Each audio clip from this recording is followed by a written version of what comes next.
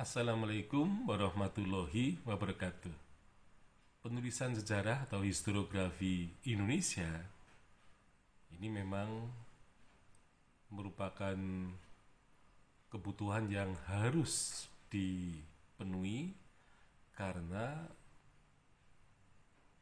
dengan kajian terutama buku-buku sejarah untuk mata pelajaran sekolah-sekolah baik dasar dan menengah ternyata memang tidak ada acuannya.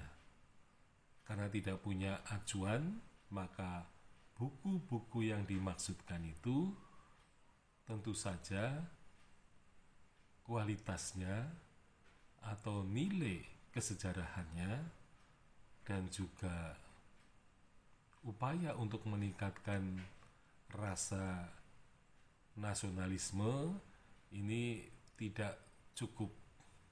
Nah, sehingga penulisan sejarah nasional Indonesia ini memang dimaksudkan sebagai buku babon atau buku induk di mana nanti sejarawan pengajar atau bisa sejarawan peneliti atau penulis nanti akan memberikan sumbangan karyanya bagi pendidikan sejarah bagi bangsa Indonesia.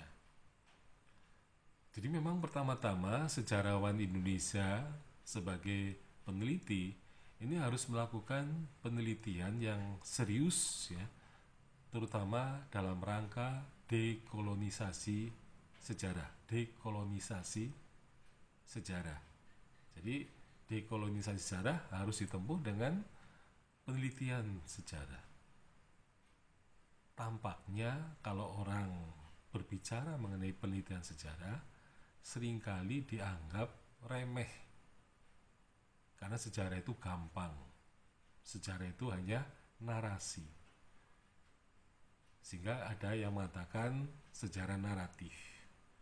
Nah, padahal sebenarnya sejarah naratif itu adalah sejarah yang sulit, gitu ya. Orang tidak mungkin bisa menyusun narasi tanpa ada data sejarah atau sumber sejarah. Nah, tanpa data atau sumber sejarah, maka tidak mungkin akan ditemukan fakta sejarah. Dan ternyata setelah dilakukan penelitian, ternyata untuk mendapatkan data atau sumber sejarah itu ternyata memerlukan biaya yang mahal. Jadi, ternyata sejarah itu mahal. Walaupun hanya dibangun dalam bentuk narasi-narasi sejarah. Nah, orang kemudian baru menyadari bahwa sejarah itu penting ketika masyarakat itu memerlukan ya, pelajaran sejarah itu untuk menjadi semacam kaca benggala sebagai tempat untuk mencari inspirasi, kemudian untuk dipakai untuk berdialog ya dengan masa lampau, sehingga ketika berdialog itu maka masyarakat bisa menemukan semacam pintu keluar ya, atau katakanlah jalan keluar untuk menyelesaikan masalah-masalah yang terjadi. Karena bagaimanapun juga peristiwa sejarah itu adalah peristiwa yang berulang, yang mirip-mirip dengan peristiwa yang sudah terjadi. Nah, oleh karena itu peristiwa yang mendekati ada kesamaannya itu ya, maka itu sebenarnya bisa dipakai untuk tadi sebagai kaca benggala, sebagai pertimbangan untuk melakukan berbagai upaya terutama untuk menyelesaikan masalah. Nah, jadi kalau buku induknya saja tidak ada, ya ibaratnya ayam itu ada induknya. Kemudian induk itu bertelur. Bertelur kemudian menetas menjadi anak misalnya. Nah, sejarah pun mestinya begitu. Ada buku induk, yang akan bertelur menghasilkan buku-buku pelajaran sejarah untuk anak-anak sekolah di sekolah menengah, sekolah dasar dan menengah, dengan tujuan agar bangsa Indonesia itu mempunyai kesadaran berbangsa, mempunyai kecintaan terhadap negerinya.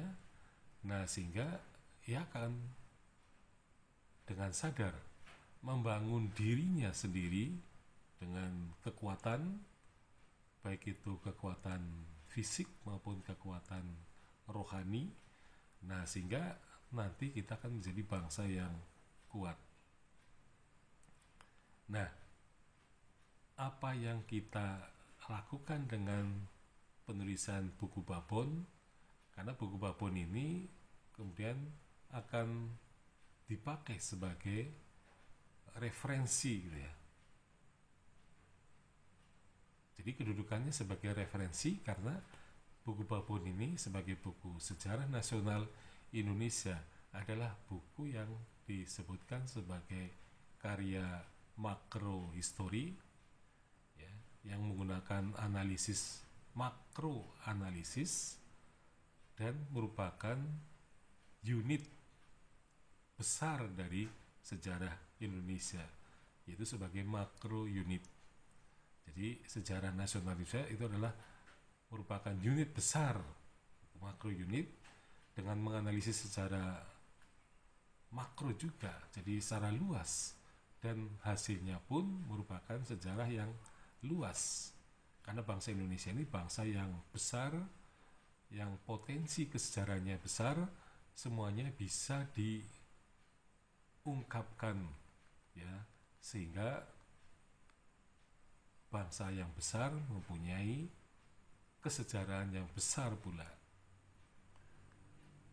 Nah, tentu saja karena besarnya sejarah ya sebagai makro unit, maka bangsa Indonesia adalah bangsa yang sebenarnya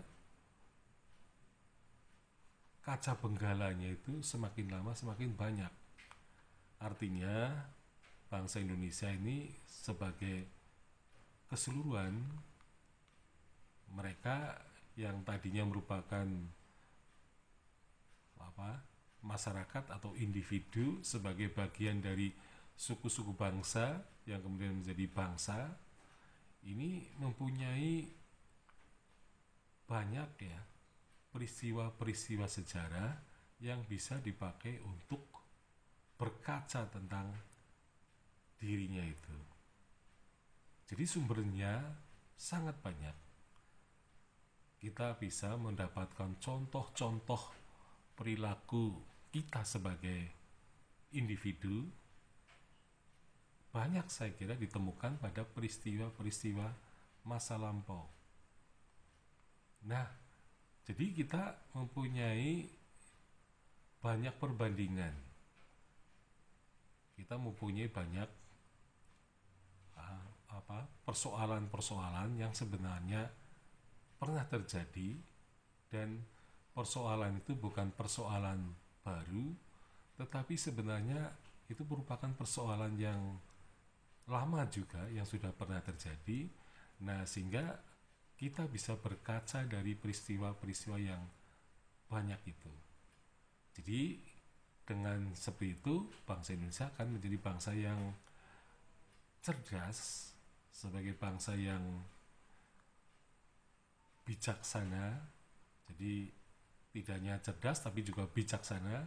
Nah, bijaksana itulah yang menjadikan kita bisa mengambil keputusan-keputusan ya, masalah atau penyelesaian masalah yang lebih baik, dalam arti masalah itu bisa diselesaikan dengan saling menguntungkan dan tidak merugikan pihak-pihak yang lain.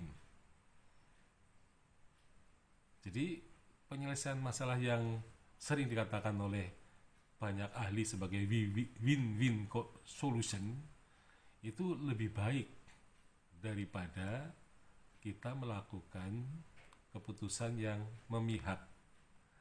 Nah, pemihakan terhadap pihak tertentu itu akan menimbulkan sikap ketidakadilan. Maka ketika bangsa itu hidup dalam ketidakadilan, maka yang terjadi bukan kehidupan yang nyaman, kehidupan yang bahagia, tetapi di situ akan muncul perpecahan, perselisihan, dan juga perkelahian. Jadi pada intinya belajar sejarah itu menjadi bijaksana, baik ya, secara pikiran, kemudian tindakan dan keputusan, dan juga dalam bentuk tindakan-tindakan. Artinya bijaksana itu tercermin dari tindakan yang sebenarnya keputusan yang tidak merugikan tetapi menguntungkan banyak pihak. Sekian, Assalamualaikum warahmatullahi wabarakatuh.